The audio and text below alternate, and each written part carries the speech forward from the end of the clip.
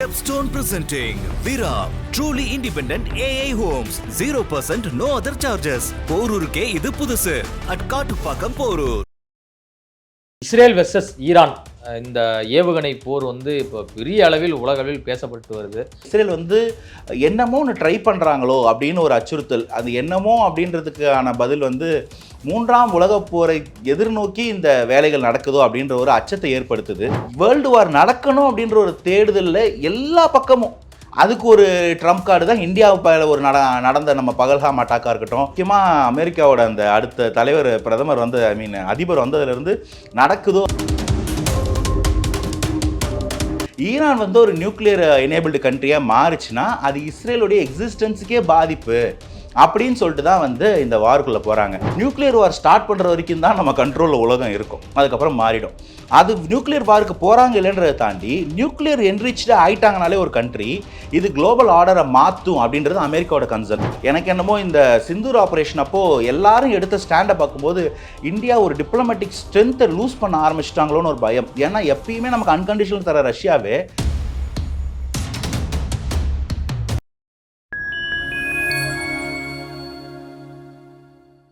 நான் உங்கள் சிங்கத்துவர். நம்ம சிறப்பு நிகழ்ச்சியில் நம்மோடு இணைந்திருக்கிறார் மதிப்பிற்குரிய அரசியல் விமர்சகர் திரு அனந்தஜித் அவர்கள். வணக்கம். வணக்கம். எப்படி இருக்கீங்க? நல்லா இருக்கு. நீங்கள் எப்படி இருக்கீங்க? நலமா இருக்கேன் சார். இஸ்ரேல் வெர்சஸ் ஈரான் இந்த ஏவுகணை போர் வந்து இப்போ பெரிய அளவில் உலக அளவில் பேசப்பட்டு வருது.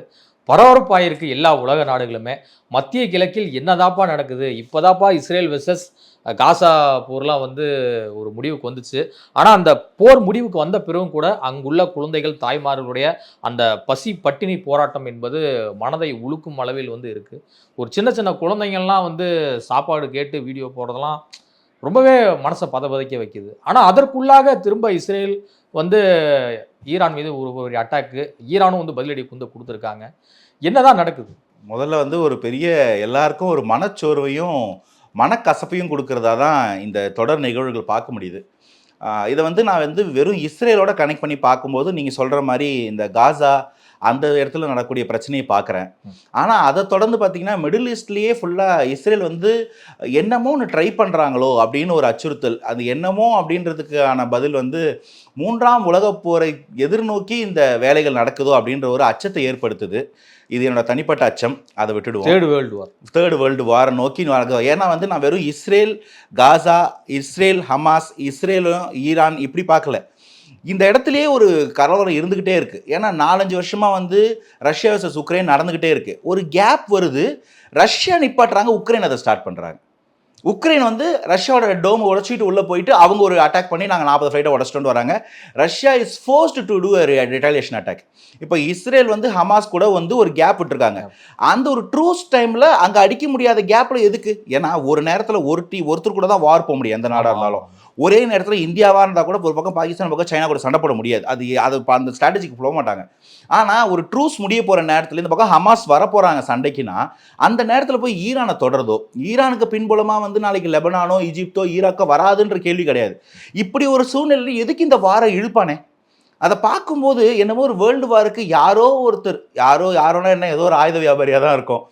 வேர்ல்டு வார் நடக்கணும் அப்படின்ற ஒரு தேடுதலில் எல்லா பக்கமும் அதுக்கு ஒரு ட்ரம்ப் கார்டு தான் இந்தியாவுக்கு ஒரு நடந்த நம்ம பகல்காம் அட்டாக்காக இருக்கட்டும், அதை தொடர்ந்து நம்ம நடத்தப்பட வேண்டிய கம்பல்ஷனில் ஏற்பட்ட அந்த சிந்தூர் ஆப்ரேஷனாக இருக்கட்டும், எல்லா பக்கத்துலையும் ஏதோ ஒரு வாருக்கான ஒரு சந்தர்ப்ப சூழ்நிலை. முக்கியமாக அமெரிக்காவோட அந்த அடுத்த தலைவர் பிரதமர் வந்து அதிபர் வந்ததுலேருந்து நடக்குதோ அப்படின்னு எனக்கு தனிப்பட்ட முறையில் ஒரு பெரிய கேள்விக்குறி வருது. ட்ரம்ப் தான் வந்து பதவி ஏற்ற உடனே செய்தியாளர் சந்திப்பில் சொன்னார்ல, நான் வந்து உலகத்தில் நடக்கக்கூடிய போர்களை வந்து விரும்ப மாட்டேன், எல்லா நாடுகளும் அமைதியாக திரும்பணும், நான் புதின்ட்டையும் பேசுவேன், ஜெலன்ஸ்கிட்டையும் நான் வந்து பேசுவேன் அப்படின்லாம் வந்து சொன்னார். ரஷ்யா உக்ரைன் போர் வந்து என்னெல்லாம் நிறுத்தப்பட்டதுலாம் சொன்னார். குறிப்பாக பாகிஸ்தான் இந்தியா வார் வந்து வந்திருக்கும், ஆனால் என்னால் தான் அதெல்லாம் வந்து ஸ்டாப் பண்ணப்பட்டதுன்னு சொல்லிட்டு தொடர்ந்து சொல்லிட்டு வந்தார். நம்ம மத்திய அரசும் கொஞ்சம் சைலண்டாகவே வந்து இருந்தாங்க. ஸோ இதெல்லாமே நம்ம பார்க்கும்போது ட்ரம்ப் வந்து ஒரு போரை விரும்பாத மனிதராகத்தானே பார்க்கப்படுகிறார். ஜோக் தானே, சீரியஸாவா? ஏன்னா அவர் சொன்ன அவர் என்ன வேணா சொல்லாங்க, அவர் சொல்றதை நம்ம ஏன் நம்பணும்? ஏன்னா என்ன நடக்குதுன்றது முதல்ல நம்ம பார்க்கணும். பேசிக்கலி அவர் வந்து எப்படி ஒரு கான்ஸ்பிரசி தியரிஸ்ட் நமக்கு நல்லா தெரியும். அவர் பேசின, அதாவது பைடன் இருக்கும்போது கூட இஸ்ரேலுக்கெல்லாம் வந்து அவுட்ரைட்டாக வந்து இந்த மாதிரி எதுவும் பண்ணாதீங்க, பண்ணீங்கன்னா நானே கூட உங்களுக்கு வந்து ஆதரிக்க மாட்டேன்னு சொல்லி அந்த ஈரான் ஈராக் பிரச்சனையெல்லாம் அவர் பேசின பார்த்தோம். இன்னைக்கு நீங்கள் பர்டிகுலராக கேட்ட அந்த ஈரான் இஷ்யூலே எடுத்துப்போமே, அட்டாக்குக்கு முந்தின வாரம் ஃபுல்லாக அமெரிக்கன் எம்பசியில் இருந்த எல்லா அமெரிக்க தூதர்களும் வந்து யூஎஸ்க்கு கிளம்பி போயிருக்கிறாங்க. அந்த எம்பசியில் வேலை செஞ்சுட்டு இருந்த எல்லா மற்ற நாட்டுக்காரங்களுக்கும் லோக்கல்ஸ்க்கும் வந்து நீங்கள் ஊருக்கு கிளம்புறதுனா கிளம்பி போகலாம், இல்லை இருக்கிறதுனா இருக்கலாம்னு சொல்லி அமெரிக்கா ஒரு ஆப்ஷன் கொடுத்துருக்கு. இப்போ இது வந்து இஸ்ரேல் அமெரிக்கா கிட்ட பெர்மிஷன் வாங்கிட்டு இந்த அட்டாக் நடத்தலை, அமெரிக்காவுக்கு தெரியலன்னு நம்ம நம்ப முடியுமா? அமெரிக்காவின் ஆசையோடு இஸ்ரேல் இதை பண்ணுறாங்கன்னு தான் டவுட்டாக இருக்குது. ஏன்னா வந்து ஈரான் என்ன சொல்கிறாங்க, எப்பயுமே அமெரிக்கா சாத்தான், இஸ்ரேல் வந்து குட்டி சாத்தான் அப்படின்னு சொல்கிறாங்கன்னா, இப்போ இது இவங்களுக்கு தெரியாமல் நடக்குதா? ஏன்னா அமெரிக்காவுக்கு சொல்லாமல் இஸ்ரேல் ஒன்று செய்வாங்களா? இப்போ இந்த பக்கம் நமக்கு காசா வரப்போகுதுன்னும் போது இந்த பக்கம் ஈரானியும் அவங்க ட்ரிகர் பண்ணி, அமெரிக்காவுக்கு தெரியாம இஸ்ரேல் ஒரு அணு கூட அசைக்காதா? இல்ல, அது ஒரு மாதிரி அவங்க ஒரு அண்ணன் தம்பி ரிலேஷன்ஷிப் தாங்க. அந்த வேர்ல்டு வார் 2ல அந்த படம் பார்த்துருந்தீங்கன்னா உங்களுக்கே தெரியும். அந்த பாம்பு செய்வாங்க இல்லையா, அந்த நியூக்ளியர் பாம்பு செய்யும் போதே வந்து அவங்களுக்கு கொடுத்த கமிட்மெண்ட் தான் வந்து இந்த ஸ்டேட்ஹுட். அது தொடர்ந்து வந்து அதை எப்பயுமே என்ஷூர் பண்ணுறாங்க. ஜப்பான் மேலே எப்படி அந்த பாம்பு போட்டதுக்கப்புறம் ஜப்பானும் அமெரிக்காவும் ரொம்ப ஒரு பிரதர்ஹுட்டுக்குள்ளே வந்தாங்களோ, அதே மாதிரி இங்கேயும் வந்து ஒரு புரிதல் இருக்குது. இது வந்து ஹிஸ்ட்ரி.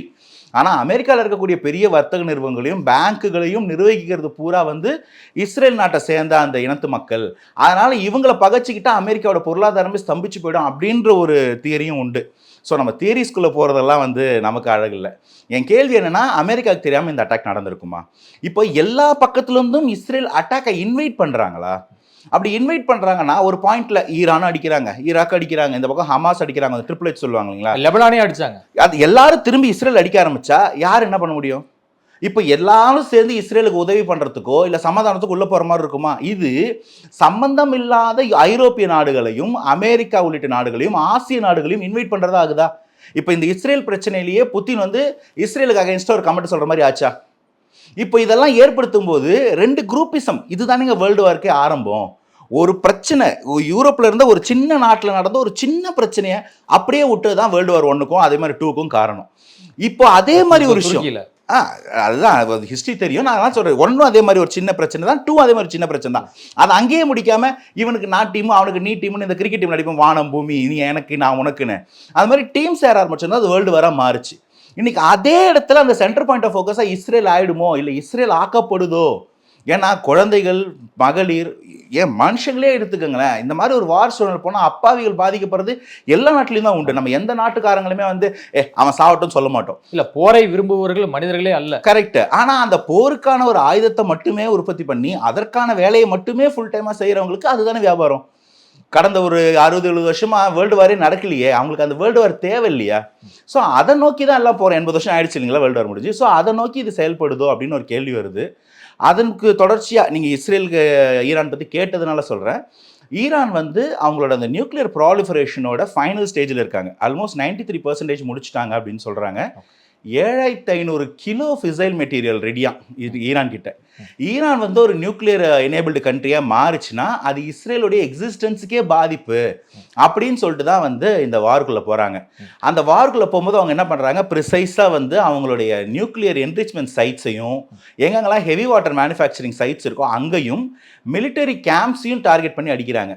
ஆனால் வந்து இது எல்லாத்துக்குமே தயாராக இருந்த போல இருந்த ஈரான் அந்த தாக்குதலையும் தாங்கிட்டு அடுத்து பதில் தாக்குதலையும் இறங்குறாங்க.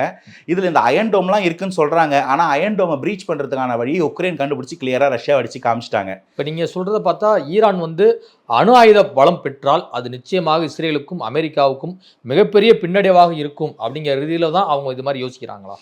அமெரிக்காவுக்கு இதில் பெரிய பின்னடைவு இருக்குன்னு எனக்கு தோணலை. குளோபல் ஆர்டரில் 2 பேருமே நண்பர்களாக தானே இருந்தாங்க. இல்லை, அது ஆயில் கிடைக்கும் போது எல்லாருக்கூடயும் நண்பர்களாக தான் இருப்பாங்க அமெரிக்கா.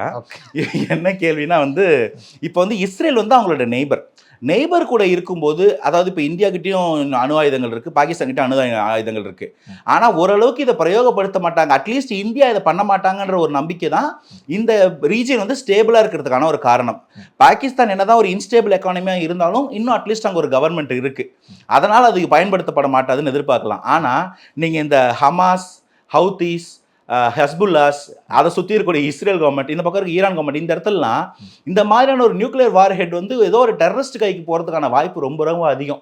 அப்படி போச்சுன்னா அவங்க பிரயோகப்படுத்தினாங்கன்னா நோ ஃபர்ஸ்ட் யூஸ் பாலிசி வச்சிருக்கிற கண்ட்ரியாகவே இருந்தாலும் அவங்க அதுக்கு ரிட்டாலியேட் கொடுக்க ஆரம்பிச்சாங்கன்னா அங்கே நியூக்ளியர் வார் ஸ்டார்ட் ஆகிடும். நியூக்ளியர் வார் ஸ்டார்ட் பண்ணுற வரைக்கும் தான் நம்ம கண்ட்ரோலில் உலகம் இருக்கும், அதுக்கப்புறம் மாறிடும். அது நியூக்ளியர் வாருக்கு போகிறாங்க இல்லைன்றதை தாண்டி நியூக்ளியர் என்ரிச்டு ஆயிட்டாங்கனாலே ஒரு கண்ட்ரி இது குளோபல் ஆர்டரை மாற்றும் அப்படின்றது அமெரிக்காவோட கன்சர்ன்.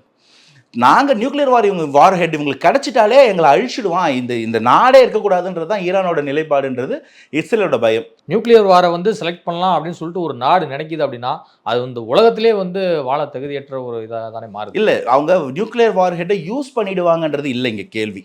நியூக்ளியர் வார் ஹெட் யூஸ் பண்ணுறதா இன்னி கூட பண்ணியிருக்கலாம், இவ்வளோ அட்டாக் பண்ணியிருக்கிறாங்க.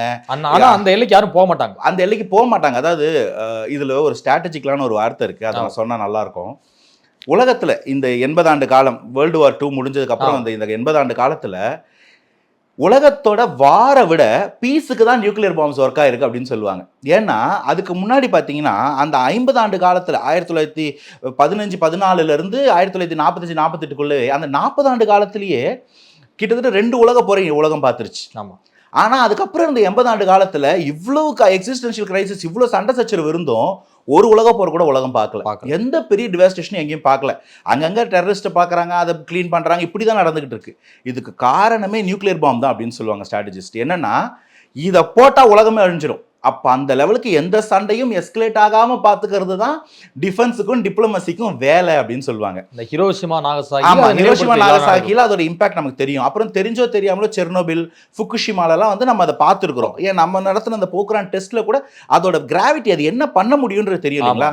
ஸோ அதை அந்த சுவிட்சை தொட்டுட்டோம்னா அதுக்கப்புறம் நம்ம கண்ட்ரோல் இல்லைன்னு எல்லாருக்கும் தெரியும். ஸோ அது வரைக்கும் ஆபத்தானது ரெட் பட்டன். ஆமாம், ஃபைனல் ரெட் பட்டன் ஆக்சுவலி சொல்ல போனால். அதுக்கப்புறம் யாருக்கும் எந்த கேள்வியும் கிடையாது, வந்து முடிஞ்சிடும் உலகம். ஸோ டேய் அப்படின்னு அந்த ஒரு பயமுறுத்திக்கிட்டு அதனால போர் வராமல் பார்த்துக்கிறதுக்கு ஒரு வழிவகை தான் இது செய்யும். இப்படி ஒன்று நடந்தால் ஈரானுக்கு வந்து ஒரு சாவரனிட்டி, ஒரு சுப்ரிமசி வந்துடும். அதை தொடர்ந்து அந்த பகுதியில் இருக்கக்கூடிய இஸ்லாமிக் ஸ்டேட்ஸ் எல்லாம் ஒன்றா சேர்ந்துருவாங்க, வலுப்பட்டுடுவாங்க அப்படின்றது இஸ்ரேலோட பயம். ஏன்னா அவங்க ஒன்று சேர்ந்துட்டா அது இஸ்ரேலுக்கு பாதிப்பு. இஸ்ரேலால் வந்து அதுக்கு மேலே வந்து காசா ஸ்ட்ரிப்பெல்லாம் வந்து டிமாண்ட் பண்ண முடியாது, இவங்க உள்ள இறங்கி அடிப்பாங்க. ஏன்னா கையில் நியூக்ளியர் பாம்பு இருக்குது, நீ அதுக்கப்புறம் தொட்டினா நாங்கள் பாம்பு போட்டுருவோம் அப்படின்ற ஒரு பேச்சு வரும்.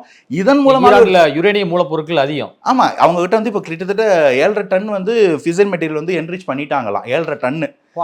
அதுதான் இன்னொரு 1 வாரம் 10 நாளில் வந்து அவங்க ஃபுல்லி வந்து நியூக்ளியர் கேப்பபிளாக மாறிடுவாங்க. அதுக்குள்ளே நாங்கள் வந்து இதை ஸ்டார்ட் பண்ணுறோம்னு சொல்லி இஸ்ரேல் ஸ்டார்ட் பண்ணாங்க. அதுக்கு தான் வந்து அவங்க அந்த இவங்களோட ரிப்போர்ட்ஸ்லாம் கூட விட்டுருக்காங்க, அட்டாமிக் கவுன்சிலோட ரிப்போர்ட்ஸ்லாம் கூட சைட் பண்ணி இப்போ இல்லைனா எப்பயுமே இல்லை, எங்களுக்கு வேறு வழியே இல்லை அப்படின்னு சொல்லி இஸ்ரேல் ஒரு கதை கட்டுறாங்க. இவன் அன்பிரசிடென்டாக எங்களை அடிச்சிட்டான்னு சொல்லி ஈரான் ரெடியாக இருந்த மாதிரி இருந்துச்சு. அவங்களோட பதில் தாக்குதெல்லாம் பார்க்கும்போது அந்த அயன் டோம் அவங்க உடைச்சது வந்து ரொம்ப சிம்பிளான ஒரு ஸ்ட்ராட்டஜி உக்ரைன் பண்ணிட்டாங்க. வெறும் ட்ரோன்ஸை வச்சு டம்மி ட்ரோன்ஸை முதல்ல அனுப்புறது, அதில் வந்து டயன் ட்ரோன்ஸ் அந்த நம்ம வச்சிருக்கோம் S-400 அந்த மாதிரி அதை அட்டாக் பண்ணும். அந்த கேப்பில் வந்து ஆயுதம் தாங்கிய ட்ரோன்ஸ் நாட்டுக்குள்ளே போயிடுது. இதுதான் வந்து இப்போ அயன் டோம்ஸை உடைக்கிறதுக்கான புது ட்ரிக்காக இருக்குது. ரொம்ப சிம்பிளாக நம்ம என்ன சொல்லுவாங்க அந்த காலத்தில், நீ பழைய ட்ரிக்கு ட்ரை பண்ணி ஆனால் அதை விட பழைய ட்ரிக் வச்சு முடிச்சிட்டுன்னு சொல்லுவாங்கல்ல, அந்த மாதிரி ஆயிடுச்சு. இப்போது நம்ம சொல்லிக்கூட அந்த டிஃபென்ஸ் சிஸ்டம் இருக்குல்ல, அந்த அயன் டோம்ஸ் எல்லாத்தையும் வெறும் ட்ரோன்ஸ் உடைக்குது. ஸோ அந்த இதான் நடக்குது இங்கே இஸ்ரேலையும். ஈரான் அதை தான் பண்ணாங்க அப்படின்னு பார்க்குறேன். இந்தியா யார் பக்கம் நிற்க போகிறது, இஸ்ரேல் பக்கமா ஈரான் பக்கமா? ஏன்னா 2 நாடுகளுமே வந்து பார்த்தீங்கன்னா இந்தியா எப்படியான வர்த்தக உறவில் இருக்குது அப்படிங்கிறத வந்து பார்த்தோம். ஒரு பக்கம் ஈரானில் இருந்து எண்ணெய் வளங்களை வந்து நம்ம வந்து அதிக அளவில் வந்து பெறுறோம், அதையும் நம்ம வந்து முக்கியமாக பேச வேண்டிய கட்டாயம் இருக்குது. இன்னொரு பக்கம் இஸ்ரேல் வந்து அங்கே சியோனிசம், இங்கே இருக்கக்கூடிய எப்படி சில ஆட்கள் வந்து கொண்டாடுறாங்க அப்படிங்கிறதையும் பார்க்குறோம். இந்தியா யார் பக்கம் தான் நிற்க போகுது? இல்லை, ஒரிஜினலாக இந்தியாவோட ஃபவுண்டிங் ஃபாதர்ஸ் முக்கியமாக ஜவஹர்லால் நேரு வந்து இந்தியாவுக்கு ஒரு பாலிசி கொடுத்துட்டு போனார். ரொம்ப அழகான பாலிசி, நான் அலைன்டு மூவ்மெண்ட் அப்படின்னு சொல்லுவாங்க. அணிசேரா நாடுகளாக இருங்க, உலகத்திற்கே அமைதி கொடுக்க போகிறது இந்தியா தான். ஏன்னா நீங்கள் எல்லாருமே வந்து வேர்ல்டு வாரில் பங்கெடுத்துக்கிட்டவங்க. நாங்கள் பிரிட்டனுக்காக தான் பங்கெடுத்துக்கிட்டோம். இந்தியா என்றைக்குமே வேர்ல்டு வாரோட அந்த 2 குரூப்பில் அலைடு பவர்ஸ் ஆக்சஸ் பவர்ஸ்க்குள்ள நாங்கள் வரவே இல்லை. இந்த உலகத்திற்கு வந்து ஒரு அமைப்பு, ஒரு அமைதியை கொடுக்க முடியும்னா அது இந்த என்ஏ மூவ்மெண்ட் தான், நான் அலைடு பவர்ஸ் தான் இருக்க முடியும் அப்படின்னு ஒரு மூவ்மெண்ட் கொடுத்து அது ரொம்ப சக்ஸஸ்ஃபுல்லாக இருந்த மூவ்மெண்ட். ஆனால் காலத்தின் சுழற்சியில் முக்கியமாக இந்த பொருளாதார கொள்கைகள், கம்யூனிசத்தோட வீழ்ச்சி, கேபிட்டலிசத்தோட எழுச்சி, இதெல்லாம் சேர்ந்து என்ன பண்ணிடுச்சு, எல்லாருமே வந்து யூஎஸ் பக்கம் கொண்டு போய் சேர்க்குது. ஏன்னா இன்னைக்கு புட்டினே போய் ட்ரம்ப் கூட உட்காந்து தான் காஃபி சாப்பிட்றாரு. அந்த அளவுக்கு வந்து கேபிட்டலிசத்தையும் ஒரு சேர யூனிபோலர் ஆக்சஸாக உலகத்தை மாற்றிடுச்சு அப்படின்றது ஒரு வருத்தத்துக்குரிய ஒரு உண்மை. இன்னைக்கு இதுதான் வேர்ல்டு ஆர்டர் அப்படின்னும் போது யூஎஸ்க்கு நெருக்கமாக இருக்கக்கூடிய இஸ்ரேல் எப்பயுமே இந்தியாவுக்கு அன்கண்டிஷனலாக சப்போர்ட் பண்ணுற ஒரு நாடு. ஸோ இஸ்ரேலை அட் எனி காஸ்ட் வந்து பகச்சிக்க முடியாத ஒரு சூழ்நிலைக்கு இந்தியா தள்ளப்பட்டிருக்கு. இஸ்ரேல் பகச்சிக்க கூடாது, டிப்ளமேட்டிக்காக பகச்சிக்கவும் மாட்டாங்க. On the other hand Iran எடுத்திங்கனாலும் சரி, ஈரான் ஈராக்லாம் நமக்கு வந்து ஹிஸ்டாரிக் அலையன்சஸ். அவங்க வந்து சரித்திர காலத்தில் இந்த வேர்ல்டு ஆர்டருக்கு முன்னாடியிலேருந்தே நம்மளும் அவங்களும் போக்குவரத்து வச்சுட்டு இருந்த பெர்ஷியன்ஸ். அப்போ அவங்களையும் நம்ம புறந்தள்ளக்கூடாது. ஸோ இந்தியா அந்த விஸ்வகுருன்னு சொல்கிறாங்க இல்லைங்களா, அதுக்கு ஒரு ஸ்ட்ராட்டஜியாக ஒரு அமைதியை நிலைநாட்டுறதுக்கு 2 பேருக்கும் சமாதானப்படுத்தினா ரொம்ப நல்லா இருக்கும். பட் எனக்கு என்னமோ இந்த சிந்தூர் ஆப்ரேஷன் அப்போ எல்லாரும் எடுத்த ஸ்டாண்டை பார்க்கும்போது இந்தியா ஒரு டிப்ளமேட்டிக் ஸ்ட்ரென்த்தை லூஸ் பண்ண ஆரம்பிச்சிட்டாங்களோன்னு ஒரு பயம். ஏன்னா எப்பயுமே நமக்கு அன்கண்டிஷனல் தர ரஷ்யாவே உங்களுக்குள்ளே பேசிக்கங்கப்பா அப்படின்னு சொல்கிறாங்க. இத்தனை ஆண்டு காலமாக, இந்த 20 ஆண்டு காலமாக, பர்டிகுலராக 1-2-3 அக்ரிமெண்ட்டுக்கு அப்புறமா யூஎஸ் இந்தியா ஃபுல்லாக அலைன்டு. ஆனால் ட்ரம்ப் என்ன பண்ணுறாரு, பாகிஸ்தானுக்கும் ஒரு சாஃப்ட் கார்னர் காமிக்கிறாரு. ஸோ என்னமோ இந்தியாவுக்கு ஒரு அப்பர் ஹேண்ட் இருந்துச்சு வேர்ல்டு வைடாக டிப்ளமசியில், அது சரிவுதோ அப்படின்ற ஒரு பயம் இருக்குது.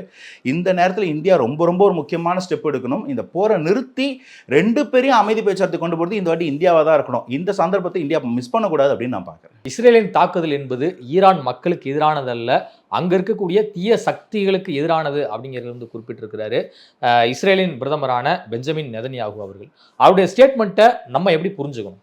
இல்லை, அவர் வந்து ரொம்ப கிளவராக ஸ்மார்ட்டாக ஒரு பொலிட்டிக்கல் கார்டு ப்ளே பண்ணியிருக்காரு. ஏன்னா இது வந்து கேப்ஸே விடலை, நோ கேப் லெஃப்ட் சொல்லுவாங்க. கிட்டத்தட்ட ஒரு 78 பேர் இறந்து போனவங்க இல்லை மக்கள் தானே. எங்களுடைய டார்கெட் என்னன்றது சொல்றாரு. கொலாட்ரல் டேமேஜ்ன்றது வேற. ஒரு அட்டாக் பண்ணும்போது நாங்கள் எந்தெந்த பாயிண்ட் அட்டாக் பண்ணோம், எதுக்கு இந்த இடத்த அட்டாக் பண்ணோம், நாங்கள் வந்து உங்களுடைய நியூக்ளியர் வார் ஹெட்ஸை இல்லை என்ரிச்மெண்ட் பிளான்ட்ஸை இல்லை வந்து ஹெவி வாட்டர் மேனுஃபேக்சரிங் பிளான்ட்டை தான் டார்கெட் பண்ணோம். மிலிட்டரி கேம்ப்ஸை டார்கெட் பண்ணோம். நாங்கள் சிவிலியன் ஏரியாஸை டார்கெட் பண்ணலை. இது எங்களுடைய ப்ரொசீஜர், இதுதான் எங்களுடைய ஆப்ரேஷன் ரைசிங் லயன் அப்படின்னு தெளிவாக ஒரு கொடுக்குறாங்க இல்லைங்களா ஒரு அவுட். இது வந்து ஒரு பொலிட்டிக்கல் ஸ்மார்ட்னஸ். அதை நெதன்யாகு சரியாக பண்ணிட்டாரு. இதுக்கு கூட யாருக்காவது டேமேஜஸ் ஏற்பட்டால் அது வந்து கொலாட்ரல் டேமேஜ் அப்படின்னு சொல்லுவாங்க. நாங்கள் வந்து பொதுமக்களுக்கு எதிரானவங்க இல்லை, எங்களுக்கு இந்த நியூக்ளியர் என்ரிச்மெண்ட் தான் ப்ராப்ளம் அப்படின்னு சொல்லும்போது இது டியூ கோர்ஸில் என்ன ஆகும்னா உள்ளுக்குள்ள அந்த மக்களே வந்து அந்த அரசாங்கத்தை கேள்வி கேட்கறதுக்கோ, ஏன் அப்படி தான் நமக்கு நியூக்ளியர் வேணுமா, அமைதி தான் எங்களுக்கு வேணும் அப்படின்னு மக்கள் அப்படி தானே சூஸ் பண்ணுவாங்க. அந்த மாதிரி ஒரு ப்ரெஷர் டியூ கோர்ஸில் போடுறதுக்கோ, இல்லை வாரே நடந்தாலும் ஆட்சியாளருக்கு ஒரு அழுத்தம். ஆமாம், வாரே நடந்து முடிஞ்சாலும் யார் ஜெயிச்சாலும் தோத்தாலும் ஹிஸ்ட்ரின்னு ஒன்று எழுதுவாங்க. அப்போ இல்லைங்க இஸ்ரேல் மேலே தப்பு இல்லை, அவங்க நியாயமாக தான் பண்ணாங்க அப்படின்னு ஒரு கதை எழுதுறதுக்கு இது எதுவாக இருக்குன்னு பார்க்குறேன். ஒரு பொலிட்டிக்கலி ஸ்ட்ராட்டஜிக்கலி கரெக்டான ஒரு வேலை பண்ணியிருக்காங்க. மேபி சிந்தூர் ஆப்ரேஷன் நம்ம இந்த மாதிரி ஒரு ரொம்ப கிளியராக ஒரு எக்ஸ்ப்ளனேஷன் கொடுக்க மிஸ் பண்ணிட்டோன்னு கூட சில கிரிட்டிக்ஸ் சொல்கிறாங்க. கற்றுக்க வேண்டியது தான் இஸ்ரேல் கிட்ட. இதுவரை உங்கள் பல்வேறு கருத்துக்களை கொடுப்பது நன்றி சார். Thanks for having.